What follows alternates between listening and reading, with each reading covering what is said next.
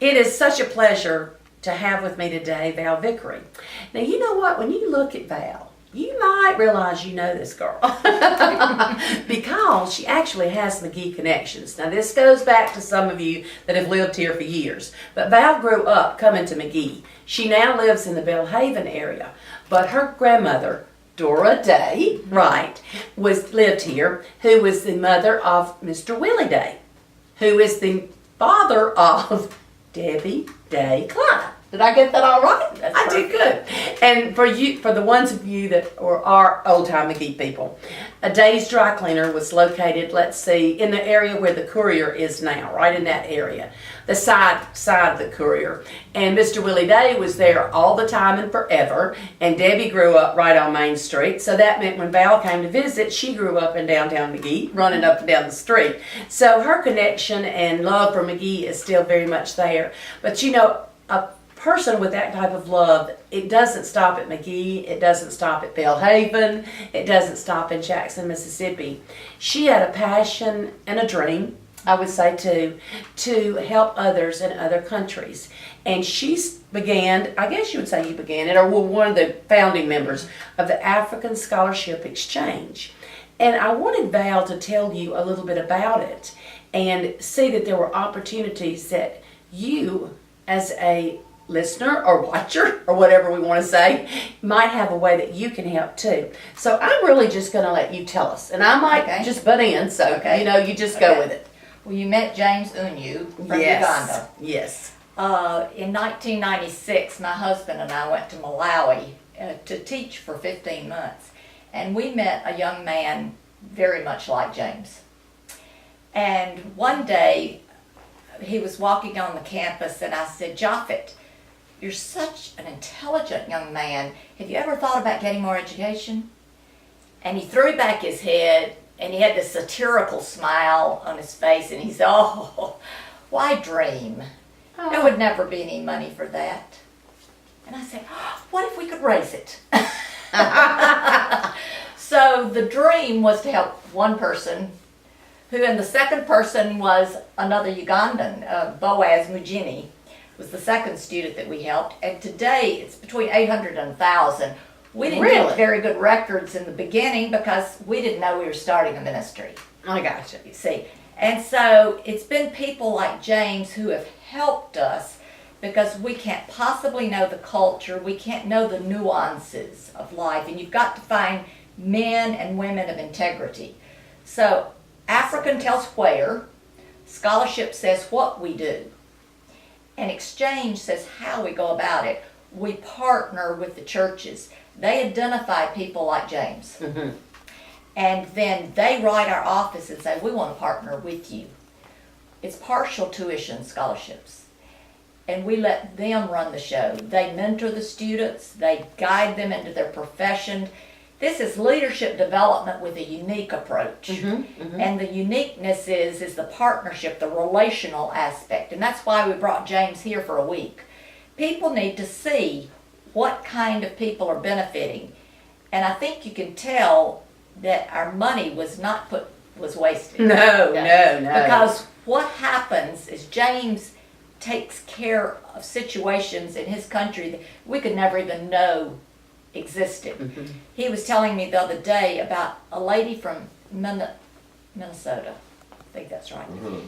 And her son had gotten killed in an accident, and he had a love for Africa, so she wanted to help out.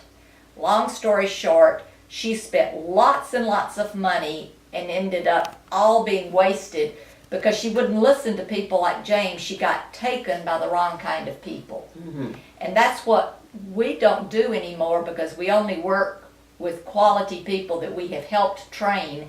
And so if there's a question, we go to someone in that country that knows. So we have like 12 countries currently being scholarshiped.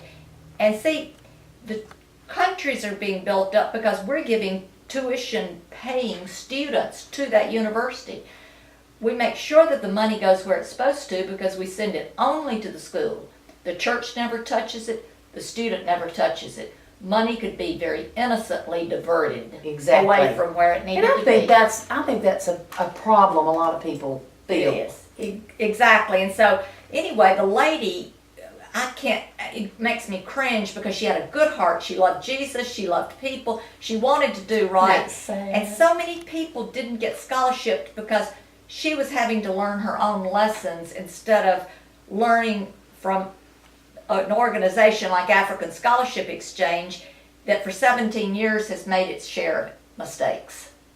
And now we have such a strong network now of people that we can trust. And just this morning, I got an email from a young woman that got trained as a nurse. She had no parents, was total double orphan, and she had no hope. And she's a nurse in Kenya, and she wrote us a thank you note. Oh my goodness. So we get these thank you notes a lot. I think that they're a very gracious people. We're the hospitality state, but they're the hospitality continent. Yeah, there you go. There you go. How many people do you think are involved with your organization? Not students or people that you're helping that are givers. Okay. This is what we love is to get churches involved if they will only give $100 a month. Mm-hmm. Some type of commitment. $1,200 a year is not very much for a church to give. Mm-hmm. But what they do is give credibility to us, and they tell individuals, this is okay. We vetted them. Mm-hmm. That's okay. So we're always looking for churches that will give permission to the people to look at us. Mm-hmm. Okay. And so for the past 17 years, it's been basically a small group of family and friends that have supported all of this, which is kind of amazing. The average scholarship is about $2,000 a year. But I'm sure that no one viewing this can tell that I'm getting up in years. You look wonderful. And, there is a real desire to see this ministry grow beyond my lifetime. Sure. And there's too much excitement. There's too much going on right in Africa. We've got to do our part here. Mm-hmm. We've got to get the word out. We have openings for 4 board members, and we want them in the 30s to 50 age range. Yes. Okay, we want them to get excited. We've just taken on a board member in Birmingham, and she attended our last board meeting by Skype. So You don't have to. Yeah, you don't have to meet in the room. You don't have to meet in the room, and it worked very, very successfully. Through these young people that are getting involved. See, we only have 1 employee. Mm-hmm. Everyone else is volunteer. Mm-hmm. It's even volunteers that select the students each year. Mm-hmm. But these young people suggested to us the things that I brought today. I don't know if you want me to talk about I do. I want you to tell us, if you'll notice the shirts. They are so wonderful. They're children's size and adult size. How much do these cost? $15. $15. Okay. If someone wants to get one, can they just contact me through MageeNews and let me contact you or something like that? Oh, sure. Or do you have a website? We do have a website. It's just www. African Scholarship Exchange. Okay, and I'll put that on the website. .org. .org. Okay. And there's ways to get involved, whether it's like we would love youth groups to help us sell these prayer bracelets. Yes, I want you to be sure and tell about the prayer bracelets. Okay, I'm wearing 2 of them right here. And the guy ones don't have the pearls, see, but the ladies do. And it has a penny on there that is stamped worthy. And a penny is not worth much to us, but our whole currency was built on it. Mm-hmm. And yet there's a reminder that when you look at this, to pray for people like James who are worth our prayers. And they are worthy of our support. So we do need money. I mean, every year, like for instance in May, we took in, there were 150 thoroughly completed applications. Mm-hmm. Thrown out probably 150 that weren't. Of those, we took in about 50. There were another 50 that we cringed, cried because we wanted them, and probably 50 that we wouldn't have taken. But we only get, if they've gone through our application process, we have vetted them well. Mm-hmm. And we take trips to Africa. That's another thing. We take working trips every year, and then we take vision trips where we encourage people like you to come join us. and to see firsthand what's going on, and see When we went to Uganda in 2006, we were meeting James for the first time. We wanted to see if what we had done was good. And he led the trip and showed us around and let us know his country. Well, you couldn't beat that. How much are the bracelets? $10, and we want youth to help us sell these. We want them to buy 100 and sell them to their friends. Yes, yes. Yeah. Well, there's several ideas that she's given just on fundraising, but I think also you can see the just the joy in her heart and the spirit and the importance and what actually she has seen this develop over the years and what it can be. I think there are many of us that would like to be a part of this.